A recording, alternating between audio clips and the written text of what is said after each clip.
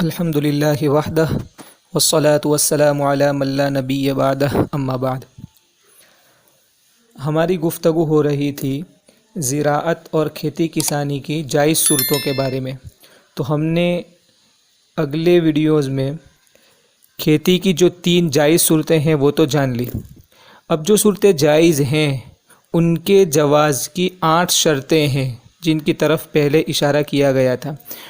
ان 8 شرطوں کو اب ہم تفصیل کے ساتھ جان لیتے ہیں۔ سب سے پہلی شرط یہ ہے کہ جو لوگ یہ معاملہ اور عقد کرنے والے ہیں ان میں عقد کی اہلیت ہونا ضروری ہے۔ عقد کی اہلیت کے لیے سب سے اہم 2 باتیں ہیں۔ ایک تو یہ ہے کہ وہ عاقل ہو، عقل مند ہو اور آزاد ہو۔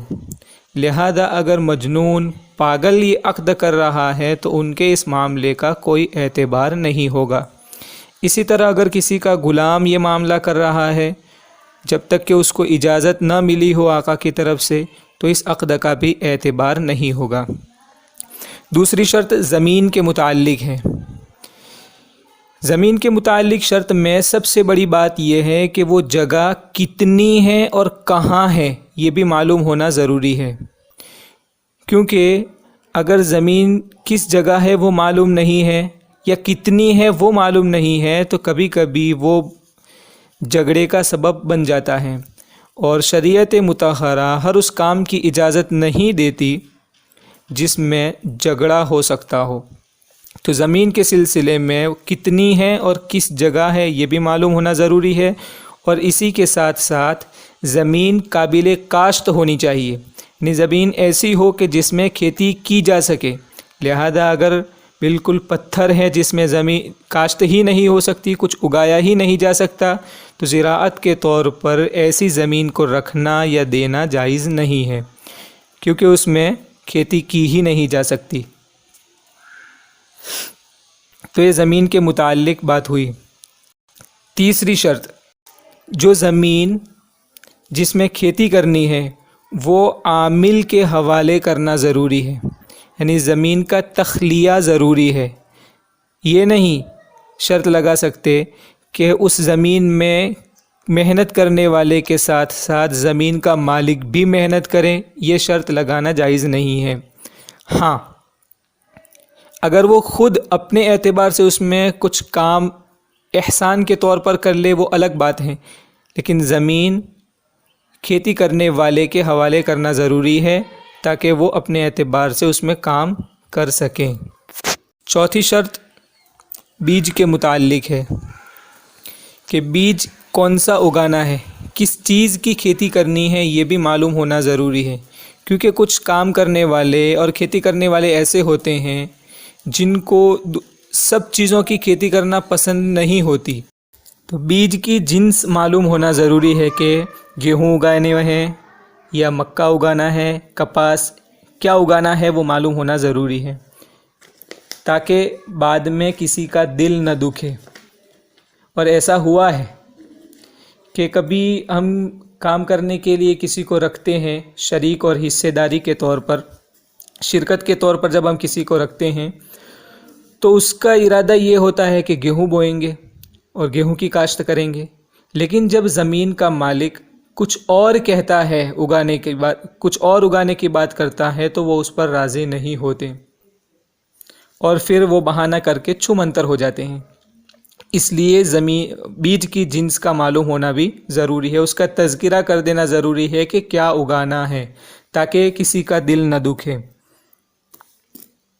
اس کے بعد ایک شرط ہے کہ یہ جو ہمارا معاملہ ہے وہ کتنی مدت تک ہوگا، اس مدت کا طے کرنا بھی ضروری ہے کہ یہ جو عقد ہو رہا ہے وہ کتنی مدت کے لیے ہو رہا ہے، 1 سیزن کے لیے یا 1 سال کے لیے یا 2 سال کے لیے، جتنا بھی وقت متعین کرنا ہو کر سکتے ہیں، لیکن وقت طے کرنا ضروری ہے، کیونکہ کبھی ایسا ہوتا ہے کہ اگر فصل کٹی نہیں یا کوئی خرابی آ گئی تو زمین کا مالک یہ چاہے گا کہ یہ معاملہ جلدی ختم ہو جائے، اور محنت کرنے والا، کام کرنے والا یہ چاہے گا کہ اس کو اور زیادہ وقت ملے، جس کی وجہ سے کچھ اور پیداوار لے سکے۔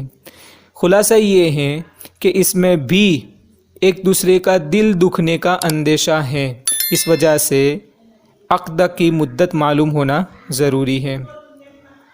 اس کے بعد چھٹی شرط یہ ہے کہ جو شرکت ان دونوں کے درمیان میں ہونے والی ہے، زمین کے مالک اور محنت کرنے والے کے درمیان میں جو شرکت ہوگی، جس چیز میں حصے داری ہوگی، وہ حصے داری پیداوار میں ہونا ضروری ہے۔ یہ نہیں کہ کوئی مخصوص مقدار متعین کر دے کہ اتنی مقدار دے دینا ہے اور تمہیں کام کرنا ہے، یا کام کرنے والے کو اتنی مقدار مل جائے گی اور باقی جو کچھ پکے گا، جو کچھ نکلے گا، جو پیدا ہوگا وہ زمین کے مالک کا ہوگا۔ اس طرح نہیں، بلکہ پیداوار میں شرکت ضروری ہے کہ 5واں حصہ رہے گا یا چوتھا رہے گا یا تیسرا رہے گا، چھٹا رہے گا، یہ پیداوار میں شرکت کرنا ضروری ہے۔ کوئی مخصوص جگہ کی اگر بات کریں کہ بھائی اس جگہ میں جو پیدا ہوگا وہ زمین کے مالک کا رہے گا، اور اس کے علاوہ کوئی دوسری جگہ ہے وہاں جو پیدا ہوگا وہ کام کرنے والے کے لیے ہوگا، محنت کرنے والے کے لیے ہوگا، تو یہ بھی جائز نہیں ہے۔ پوری زمین کے اندر سے جو بھی پیداوار ہوگی، اس پوری پیداوار کے اندر سے ان کا حصہ مشترک طور پر دیا جائے گا، جو بھی متعین کیا ہو وہ دیا جائے گا۔ 7ویں شرط ہے کہ ان دونوں میں سے ہر ایک کا حصہ متعین کرنا ضروری ہے۔ جب ایک کا حصہ متعین کریں گے تو دوسرے کا خود بخود متعین ہو جائے گا، اور خاص طور پر اس کا حصہ متعین کرنا پڑے گا جس کی طرف سے بیج اور خرچہ نہیں ہے، جو صرف محنت کر رہا ہے یا صرف اس کی زمین ہے۔ بیج اور محنت جس کی طرف سے نہیں ہے اس کا حصہ متعین کر دیں گے تو بیج والے کا حصہ خود بخود متعین ہو جائے گا۔ تو حصہ متعین کرنا بھی ضروری ہے کہ کس کا کتنا رہے گا، 5واں، چوتھا یا چھٹا۔ تو چھٹی اور 7ویں جو شرطیں ہیں وہ قریب قریب ہے۔ ایک، حصے داری متعین ہو، اور نمبر 2، حصے داری پیداوار میں ہونا ضروری ہے، کوئی مستقل الگ طور پر رکھنا جائز نہیں ہے۔ آخری اور 8ویں شرط یہ ہے کہ بیج کی ذمہ داری کس کی ہوگی، خرچہ کس کے ذمے ہوگا، یہ بھی طے کر لینا ضروری ہے۔ یعنی جو یہ 3 صورتیں ہیں، ان 3 صورتوں میں سے کس صورت پر عمل ہو رہا ہے یہ طے کر لینا ضروری ہے۔ یہ طے کر لے کہ بیج کس کے ذمے ہوگا، کام کرنے والے کا خرچہ یا پھر زمین والے کا خرچہ۔ جب ہم یہ طے کر لیں گے تو یہ کون سی صورت بنی ہے خود بخود متعین ہو جائے گا۔ تو بیج کی ذمہ داری بھی طے کرنا ضروری ہے، بیج کے ساتھ خرچہ بھی آ گیا، کیونکہ اس وقت بیج سے زیادہ دوسری چیزوں کا خرچہ ہوتا ہے، اس لیے وہ ذمہ داری متعین کرنا ضروری ہے تاکہ آگے جا کے یہ ہمارا معاملہ مفضی الی المنازعات، جھگڑے تک نہ پہنچائے، یہ ہمارا معاملہ جھگڑے تک پہنچانے والا نہ بنے۔ اللہ تعالیٰ ان ساری شرطوں پر عمل کرنے کی توفیق عطا فرمائے اور علم دین حاصل کرنے کی ہمارے اندر رغبت پیدا فرمائے۔ آگے اس سلسلے میں انشاءاللہ اور بھی مسائل آتے رہیں گے، لہذا چینل کو سبسکرائب کریں اور جتنا ہو سکے امت مسلمہ تک اس ویڈیو کو پہنچائے تاکہ امت مسلمہ اور خاص طور پر کھیتی کسانی سے تعلق رکھنے والے لوگ اس سے واقف ہوں اور ان مسائل پر عمل کرنے والے بن جائیں۔